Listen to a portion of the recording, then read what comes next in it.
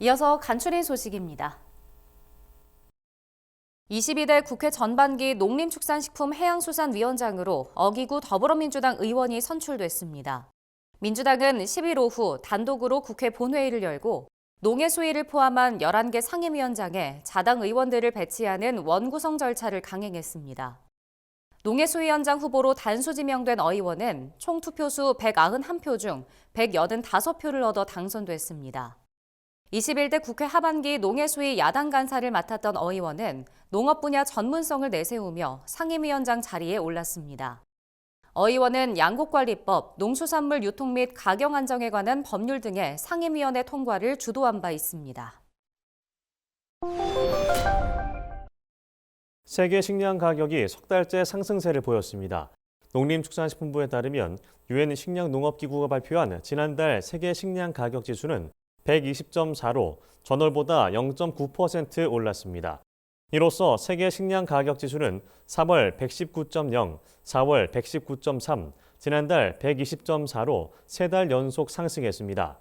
품목군별로 보면 지난달 곡물 가격 지수는 118.7로 전월 대비 6.3% 상승했습니다.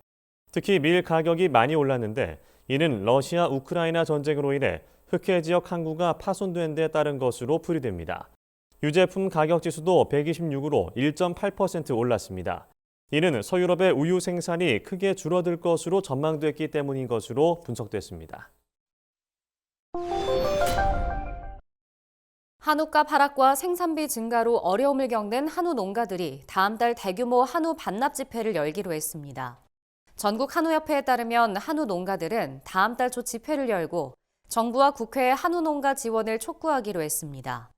대규모 한우 반납 집회는 미국산 소고기 수입과 한우값 폭락에 반발하며 상경 시위를 벌인 이후 12년 만입니다.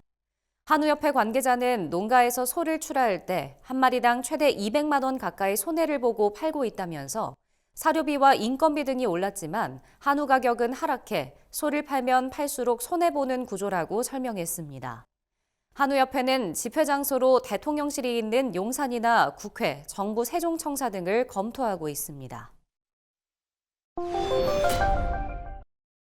농촌진흥청은 소 럼피스킨이 올해 재발할 가능성이 있다며 질병 예방 관리에 각별히 신경 써줄 것을 당부했습니다. 럼피스킨 예방을 위해 무엇보다 중요한 건 백신 접종입니다. 농진청은 지난해 전국 일제 백신 접종 후 럼피스킨 발생이 급격하게 감소했고 럼피스킨이 발생한 다른 국가에서도 백신 접종을 통해 추가 발병을 막았다고 설명했습니다. 럼피스킨을 전파하는 흡혈 해충을 방지하는 것도 중요합니다. 럼피스킨은 주로 파리, 모기, 진드기 등이 전파하기 때문에 유충이 발생할 수 있는 물 웅덩이를 제거하고 유충 구제제를 미리 뿌려둘 필요가 있습니다. 농진청은 퇴비장에 비닐을 덮어 내부 온도를 45도씨 이상으로 높이면 구더기 등을 제거할 수 있다고 설명했습니다. 국내 식품 수출 기업이 선호하는 수출 지역은 북미, 동남아시아, 동북아시아 순인 것으로 조사됐습니다. 국가별로는 미국, 일본, 캐나다, 싱가포르, 베트남 순으로 선호도가 높았습니다. 이는 대한무역투자진흥공사가 서울푸드 2024에 참가하는 기업 219곳을 대상으로 조사한 결과입니다. 올해 1월부터 4월까지 농림축산식품 수출 실적을 보면 미국은 4억 7,900만 달러로 K푸드 최대 수출국이었습니다. 일본은 4억 5,200만 달러, 중국은 4억 4천만 달러로 그 뒤를 이었습니다. 경기도가 다음 달까지 위기정보 데이터를 통해 선별한 위기 노인 가구 2,000명에 대한 추가 조사를 추진해 필요한 지원에 나서기로 했습니다. 경기도는 복지부가 운영하는 복지 사각지대 발굴 시스템을 통해 의료비를 과다하게 지출하거나 금융 연체 기록이 있는 노인 가구 2,000명을 선별했습니다. 경기도는 선별된 2,000명을 대상으로 전화 및 방문을 진행해 실제 위기 상황 여부를 확인할 계획입니다. 위기 상황이 발견된 가구엔 기초생활보장, 긴급 지원 등 공적 지원과 함께 민간 자원을 연계한 복지 서비스를 제공할 예정입니다.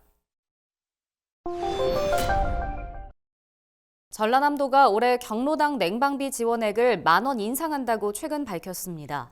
이에 경로당 냉방비로 월 17만 5천 원이 지원될 예정입니다. 지원 대상 경로당은 미등록 경로당 211곳을 포함해 총 9,300여 곳입니다. 지원 기간은 7월부터 8월까지로 전남도는 경로당 전기요금 절감을 위해 올해 50곳에 태양광 발전 시설을 설치할 계획입니다. 이 밖에도 노인들이 숙식할 수 있는 공동생활의 집 124곳을 경로당에 설치하고 176곳에는 입식 테이블도 제공할 예정입니다. 식량 작업을 위해 벼를 주로 재배하던 충남 서해안 간척지가 미래 먹거리 산업의 중심지로 탈바꿈할 예정입니다. 충청남도는 당진 성문 간척지에 수산식품 클러스터와 충남형 스마트 양식단지를 건립하겠다고 최근 밝혔습니다. 단지에는 국내 생산의 새우 원물을 100% 활용할 수 있는 스마트 가공처리센터와 수산식품 기업의 입주와 기술 개발을 지원하는 블루푸드 벤처혁신센터 등이 들어설 예정입니다. 충남도는 올해 국비 100억 원을 확보해 연내 구체적인 사업 계획을 수립할 방침입니다. 충남도 관계자는 간척지에서 추진되는 각종 미래 사업들에 행정력을 집중할 것이라고 밝혔습니다.